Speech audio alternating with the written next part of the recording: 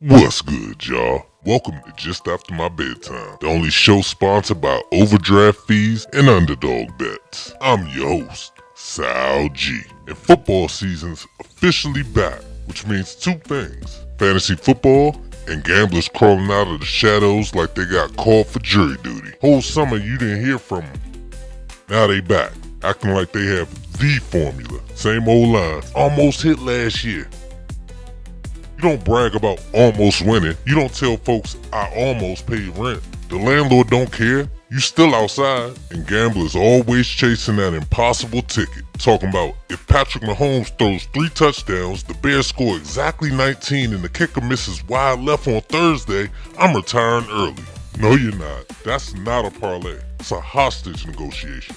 Hell, fantasy players ain't better. Every league got one dude treating the draft like it's the SATs. Highlighters, spreadsheets, 3 laptops, like he's building rocket ships for NASA or something. Fast forward to only week 3, half his team's on IR and he's trying to trade a backup tight end like it's a kidney on the black market. And then you got the drunk guy who drafts 2 defenses and still wins the league. Doesn't watch film, doesn't read stats, just wakes up at noon, picks names he likes, and ends up champion. That's not strategy. That's witchcraft. He needs to be drug tested and baptized. Hold on, was that me last year? Was I that guy? Moving on. And this year, the gamblers got a brand new toy, Travis Hunter. Man plays both sides of the ball, receiver and cornerback. He himself is a one-man parlay walking around with a helmet on. I can hear folks now.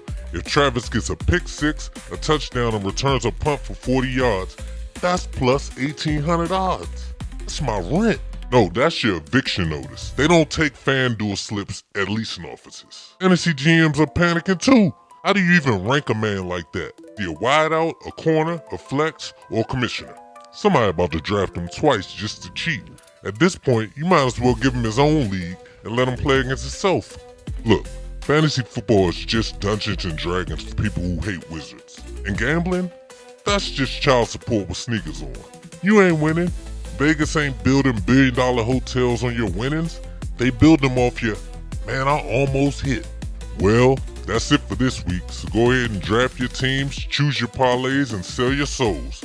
Just remember, when fantasy rosters collapse and your ticket dies, the only real winner is Vegas. And y'all like, comment, and share. Y'all take care. Peace.